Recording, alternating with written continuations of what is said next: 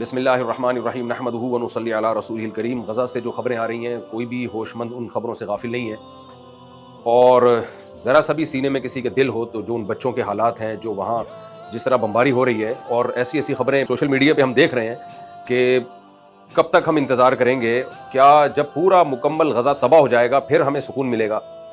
نبی صلی اللہ علیہ وسلم نے ارشاد فرمایا، من رأى منکم منکرا فلیغیرہ بیدہ فإن لم یستطع فبلسانہ فإن لم یستطع فبقلبہ۔ تم میں سے جب بھی کوئی شخص برائی دیکھے اپنے ہاتھ سے روکے۔ ہاتھ سے روکنے کی طاقت نہیں ہے، زبان سے بولے اس کے خلاف، اور زبان سے روکنے کی طاقت بھی نہ ہو تو دل میں نیت کرے کہ اللہ جب مجھے اس کی طاقت دے گا میں اس برائی کو اپنے ہاتھوں سے روکوں گا۔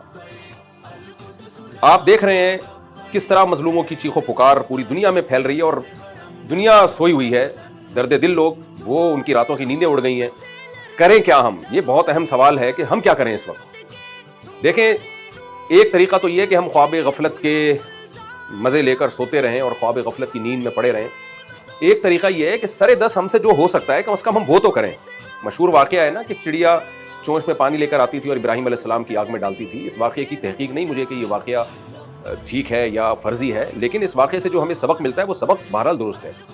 تو اس چڑیا سے کسی نے پوچھا کہ تو یہ قطرہ لے کے آگ میں ڈالے گی، اس سے ابراہیم علیہ السلام کی آگ بجھ تو نہیں جائے گی؟ وہ کہنے لگی کہ کل قیامت میں اللہ تعالیٰ پوچھے گا کہ جب میرے خلیل کو آگ میں ڈالا جا رہا تھا تم نے کیا کیا؟ تو میں کہہ سکتی ہوں کہ اللہ میں اپنی چونچ میں پانی بھر کے لا سکتی تھی، میں نے وہی کی۔ جو کچھ اس وقت غزہ میں ظلم کے پہاڑ توڑے جا رہے ہیں اور جو ان مظلوموں پہ ظلم اور زیادتی ہو رہی ہے، ہم یہی کر سکتے ہیں کہ ہم ان کی مدد کر سکتے ہیں۔ تو میں آپ سے دردمندانہ اپیل کرتا ہوں، جتنے بھی علماء ہیں، جتنے بھی نیک لوگ ہیں درد دل، وہ سب یہی آپ سے اپیل کرتے ہیں، مجھ سے بھی اور آپ سے بھی، کہ ہم جتنی سپورٹ ہم ان کو کر سکتے ہیں ان کی کم از کم ہم ان کے زخمیوں کے علاج کے لیے بندوبست کریں۔ ہم وہاں جو لوگ جن کے پاس راشن نہیں ہے ہم ان کے لیے انتظام کریں۔ تو میری بھی اپیل یہ آپ لوگوں سے اسی لیے ہے کہ ہم دعاؤں کا اہتمام کریں، جس میں ظالم کے خلاف بددعا ہو، مظلوموں کے حق میں دعا ہو، اور جتنی ہم ان کو سپورٹ کر سکتے ہیں اپنی مالی مدد سے ہم ان کو سپورٹ کریں۔ تو اپنی زکوٰۃ، صدقات، خیرات کے ذریعے، عطیات کے ذریعے بڑھ چڑھ کے آپ غزہ کے مظلومین کی مدد میں حصہ لیجئے، اور اس میں اکاؤنٹ نمبر میں اسکرین پہ شیئر کر رہا ہوں۔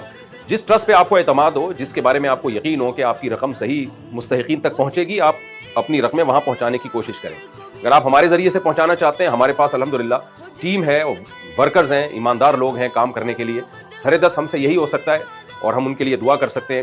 اللہ تعالیٰ سے خاص دعا ہے کہ اللہ تعالیٰ ہمارے ان مظلوم بھائیوں کا ہمیں مددگار بننے کی توفیق عطا فرمائے، اور جس طرح ایک مجرمانہ غفلت ہے، اتنے طاقتور مسلمان کنٹریز ہیں اور کچھ بھی نہیں کر پا رہے، کس نے روکا ہوا ہے اللہ ہی بہتر جانتا ہے، لیکن بہرحال ہم نے اپنے ان مظلوم بھائیوں کا ساتھ دینا ہے۔ جو ہم سے ہو سکے گا ہم ضرور کریں گے، تاکہ قیامت کے دن ہم کہہ سکیں اللہ جو ہمارے بس میں تھا وہ ہم نے کیا۔ تو دعائیں بھی کیجیے اور ان کی مدد بھی کیجیے، اللہ تعالیٰ ہمیں ان کا ساتھی بننے کی اور اس غم کے موقع پر ان کے ساتھ کھڑے ہونے کی اللہ ہمیں توفیق عطا فرمائے۔ اور آج اگر ہم خاموش رہے تو آج ان کا نمبر ہے، کل ہمارا نمبر بھی آ سکتا ہے۔ اللہ تعالیٰ ہمیں اس انجام سے اللہ ہماری حفاظت۔ میں نے جیسے بتایا، آپ جہاں بھی جس پہ بھی اعتماد ہو آپ ان کے ذریعے رقمیں بھیج سکتے ہیں۔ اگر آپ ہمارے ٹرسٹ کے ذریعے بھیجنا چاہیں تو مفتی طارق مسعود فاؤنڈیشن کے نام سے ہمارا ایک ادارہ ہے، رجسٹرڈ ادارہ ہے، اور ہمارے پاس الحمدللہ ایک ریلائبل ٹیم ہے، ایسے لوگ ہیں جو وہاں جا کے ان کی مدد کر سکتے ہیں، علاج کر سکتے ہیں، ان کو راشن خوراک پہنچا سکتے ہیں۔ تو اگر آپ مفتی طارق مسعود فاؤنڈیشن کے ذریعے مدد کرنا چاہیں تو ڈسکرپشن میں اس کا لنک ہم نے دے دیا ہے۔ اللہ تعالیٰ ہم سب کو اس مشکل موقع پر اپنے مظلوم بھائیوں کا دست و بازو بننے کی توفیق عطا فرمائے۔ جزاکم اللہ احسن الجزاء۔